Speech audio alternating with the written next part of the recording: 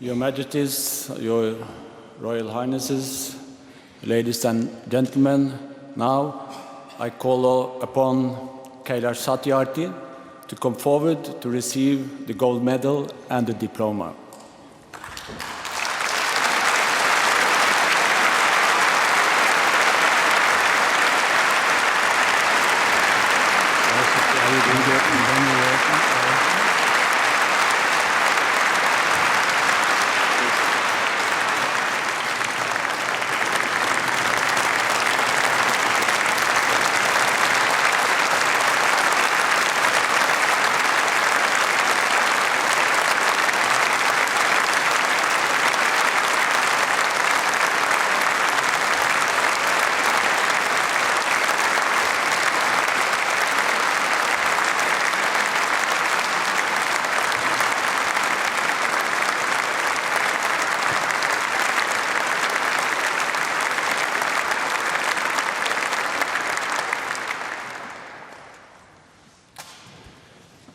And now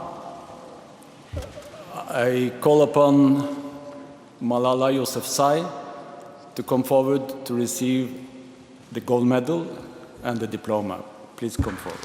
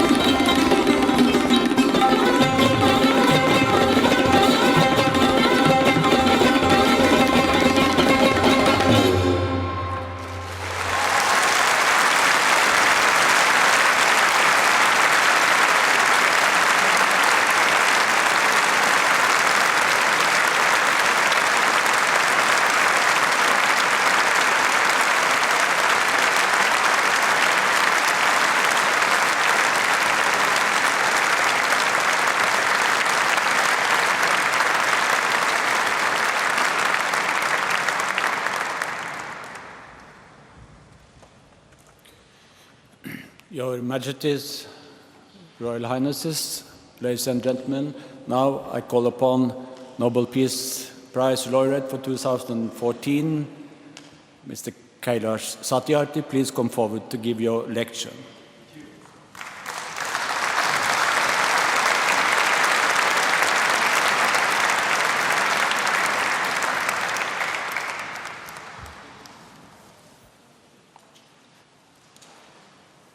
दुनिया भर के मेरे प्यारे बच्चों, Your Royal Majesties, Royal Highnesses, my dear daughter Malala, Excellencies,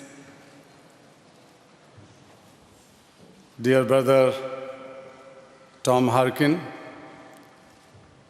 sisters and brothers, मैं शांति और मानवता के इस पवित्र मंच से वेद के एक मंत्र को उच्चारित करते हुए बहुत गौरवान्वित महसूस करता हूँ।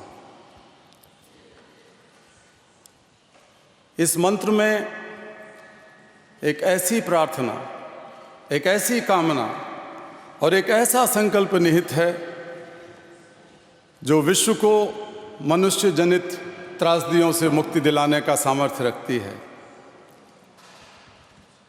संगच्छध्वं संवदध्वं संवो मनांसि जानताम देवा भागम यथा पूर्वे संजानानाम उपासते।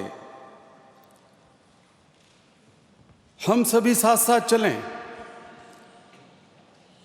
आर्थिक तरक्की और विकास के रास्ते में दुनिया के दक्षिणी छोर से उत्तर तक और पूर्वी छोर से पश्चिम तक हम में से कोई भी पीछे ना रह जाए, हम में से कोई भी बिछुड़ ना पाए। हम सभी साथ साथ बोलें, साथ साथ चिंतन करें और साथ मिलकर एक ऐसे ज्ञान का सृजन करें जिससे समस्त विश्व का कल्याण हो सके।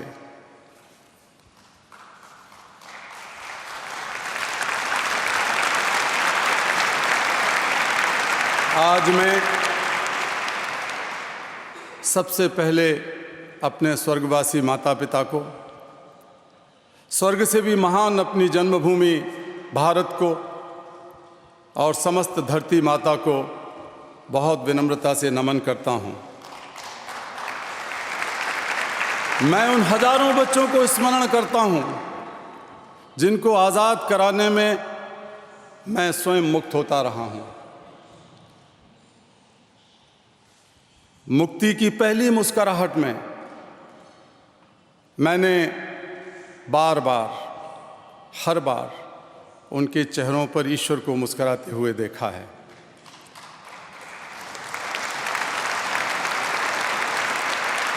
मैं इस सम्मान का सबसे बड़ा श्रेय अपने आंदोलन के शहीद कालू कुमार, धूमदास, आदर्श किशोर और पाकिस्तान के नन्हे शहीद इकबाल मसीह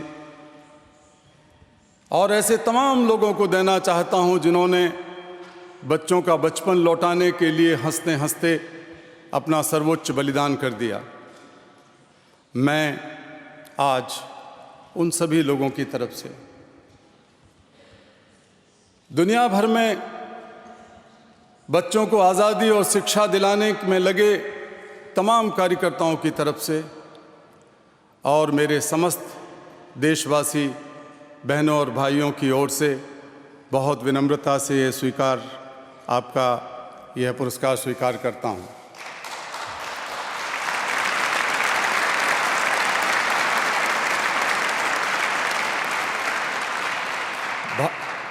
भगवान बुद्ध, गुरु नानक और महात्मा गांधी की धरती से नॉर्वे तक की मेरी यह यात्रा विश्व शांति और मानवता के एक छोर को, जो प्राचीन छोर है, दूसरे जो आधुनिक छोर है उसको जोड़ने की यात्रा मैं मानता हूं। Friends, Nobel Committee has generously invited me to present a lecture.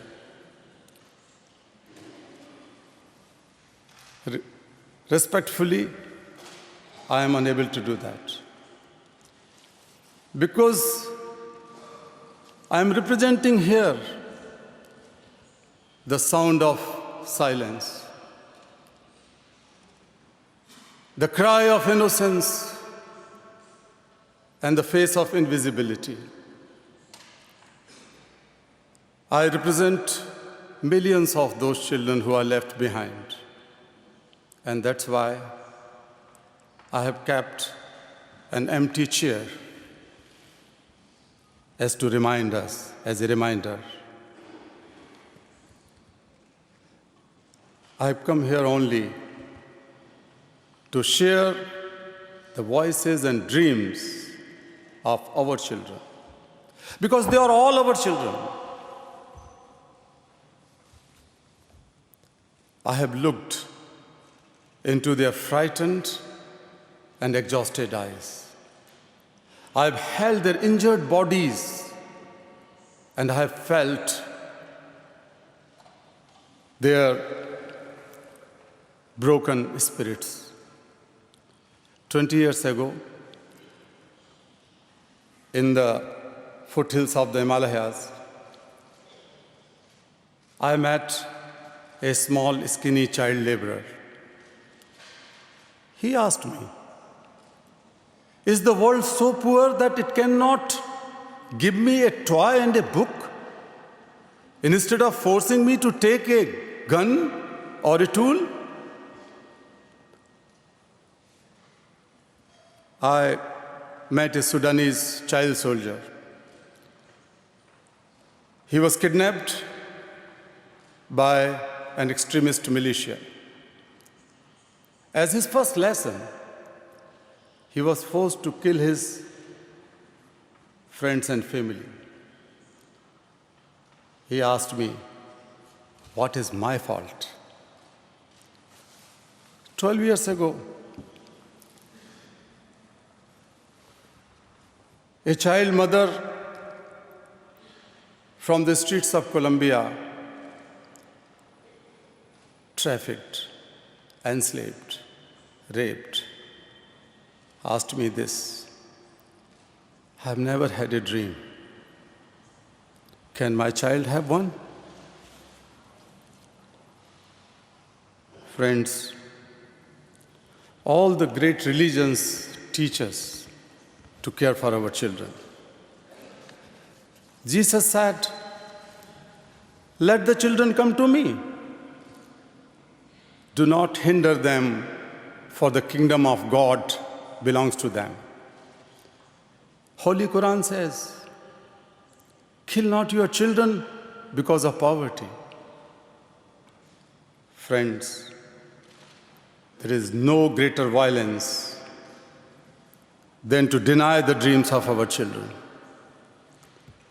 Therefore, I refuse to accept that all the temples and mosques and churches and prayer houses have no place for the dreams of our children.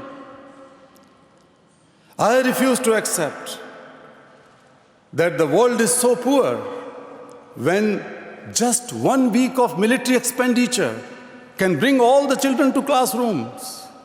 I refuse to accept that all the laws and constitutions and police and judges are unable to protect our children.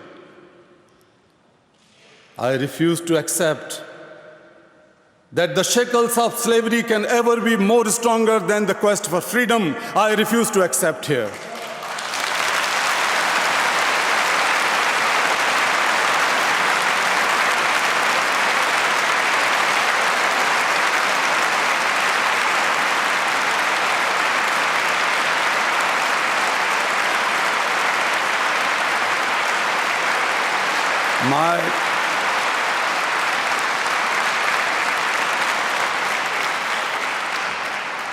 My only aim in life is that every child is free to be a child,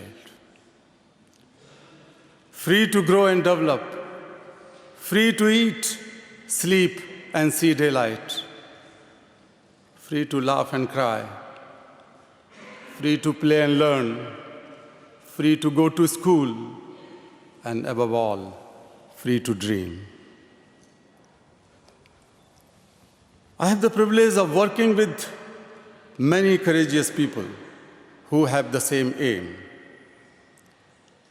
We have never given up against any threat or attack, and we will never. We had made progress in couple of decades. We have reduced the number of out-of-school children by half.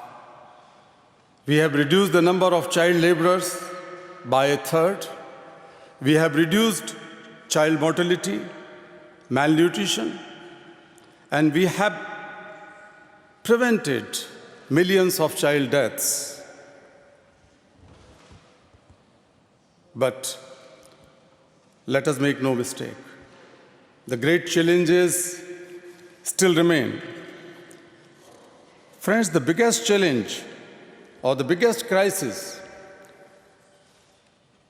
knocking on the doors of humankind are fear and intolerance. We have utterly failed our children in imparting an education that gives the meaning and objective of life, an education that gives a sense of global citizenship among youth. I'm afraid that the day is not very far when the cumulative result of all this failure will culminate in an unprecedented violence, and that will be suicidal for the humankind. Rights, security, hope can only be restored through education. Young people like Malala, I started calling her my daughter Malala, not just Malala. So my daughter Malala and other daughters, including Kainat, in fact 2 Kainats, and Shazia, and the daughters from Africa and from all over the world. They are rising up and choosing peace over violence, tolerance over extremism, and courage over fear. The solutions are emerging.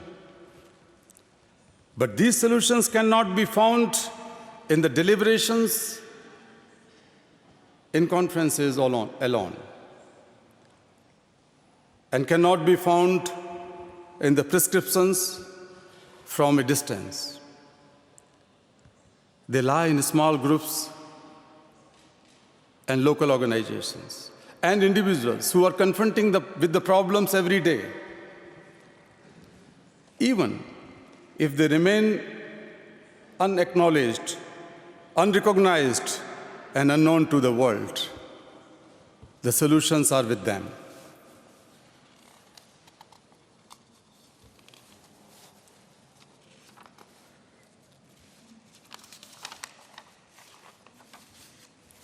Friends, what is missing now? Of course, my paper is missing. But,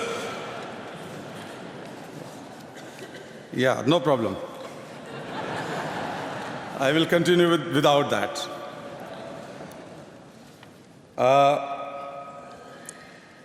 We can do it.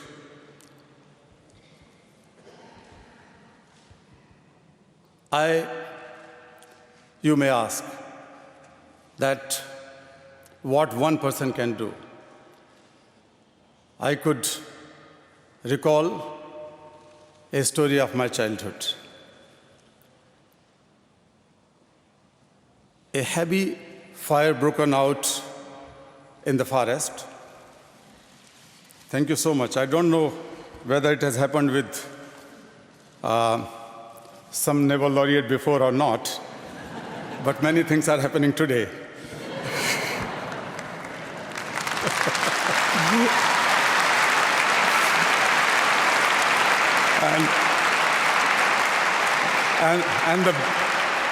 And the best thing happened that a young, courageous Pakistani girl has met an Indian father, and the Indian father met the Pakistani daughter. So I was telling you the story of my child, what I remember from my childhood. A heavy fire broken out in jungle, in forest. Everybody was running away, including lion, the king of forest. Suddenly he saw a bird rushing straight to the fire. He asked the bird, "What are you doing?" Bird said, "I am going to extinguish the fire." Lion laughed and said, "How can you do it? Keeping just one drop of water in your beak?" But the bird was adamant. She said, "I am doing my bit."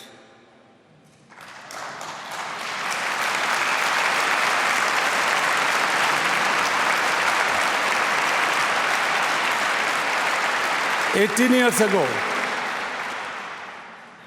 millions of people, individuals, marched across the globe. They demanded a new international law for the abolition of worst forms of child labor, and it has happened. We did it. Millions of individuals together did it. Friends, we live in an age of rapid globalization. We are connected through high-speed internet. We exchange our goods and services in one single global market. Thousands of flights every day connect us from one corner to another corner of the globe. But there is one serious disconnect, and that is the lack of compassion.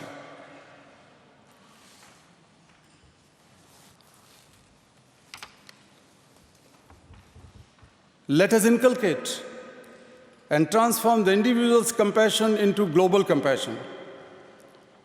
Let us globalize compassion.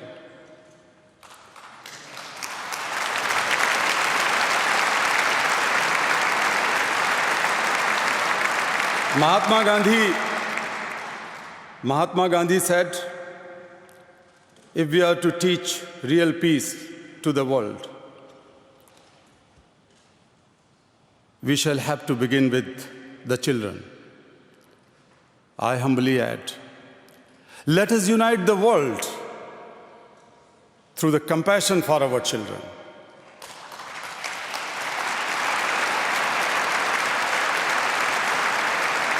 I ask,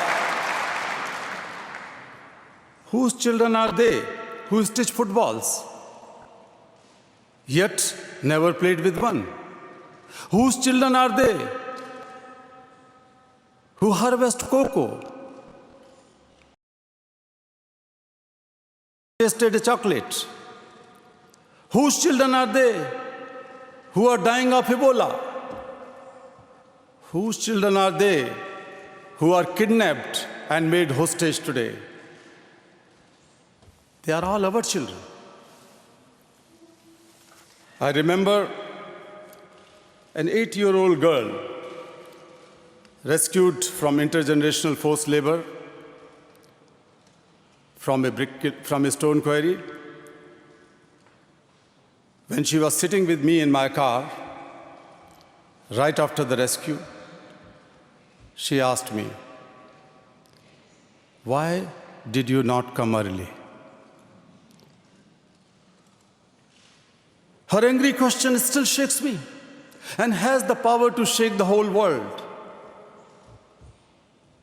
What are we doing?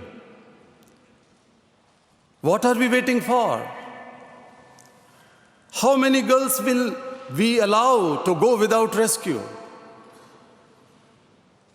Children are questioning. Children are questioning our inaction and watching our action. We need collective action with the sense of urgency. Every single minute matters. Every single child matters. Every single childhood matters.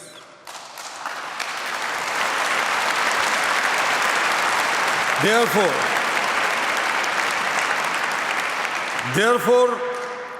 I challenge the passivity and pessimism surrounding our children.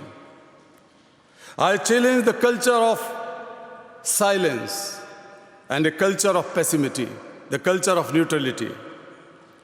I call upon the governments and intergovernmental agencies, businesses, workers, teachers, NGOs, faith leaders, and each one of us to put an end to all forms of violence against children. Slavery, trafficking, child labor, child marriages, child sexual abuse, illiteracy. These things have no place in any civilized society.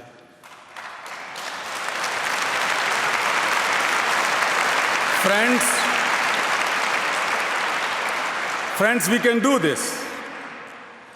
Governments must make child-friendly policies and invest in education and young people. The businesses must be more responsible, accountable, and innovative, ready to innovative partnerships. Intergovernmental agencies must work together to accelerate action. Global civil society must rise above the businesses as usual and fragmented agendas.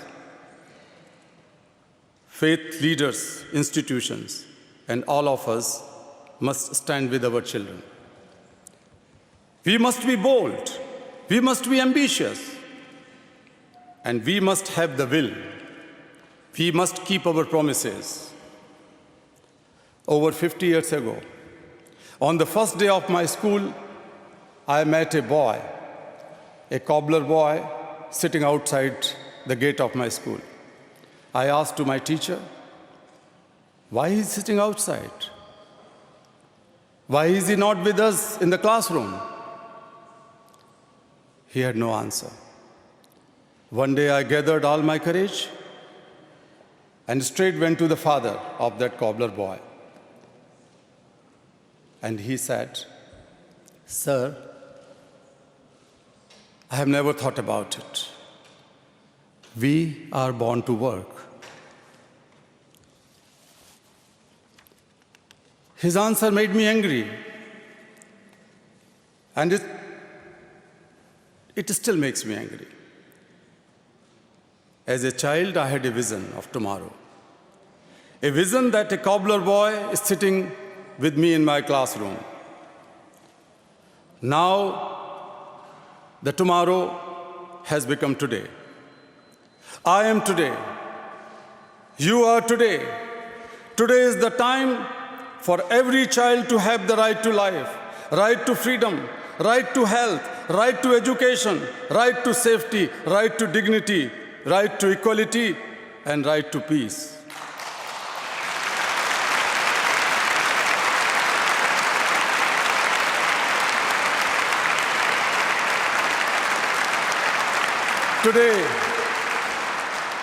Today, beyond the darkness, I see the smiling faces of children in blinking stars.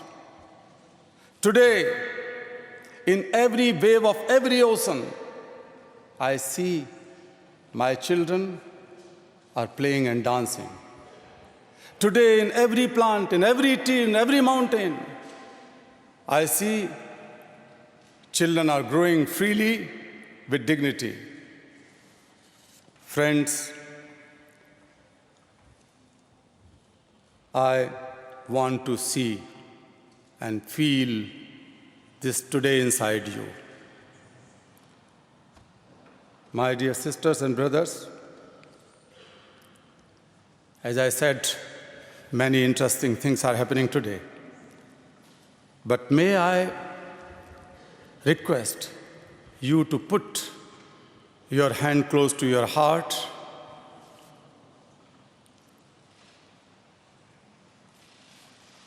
close your eyes and feel the child inside you.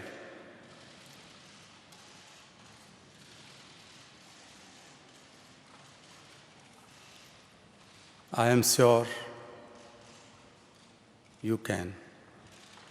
Listen to that child. Listen, please.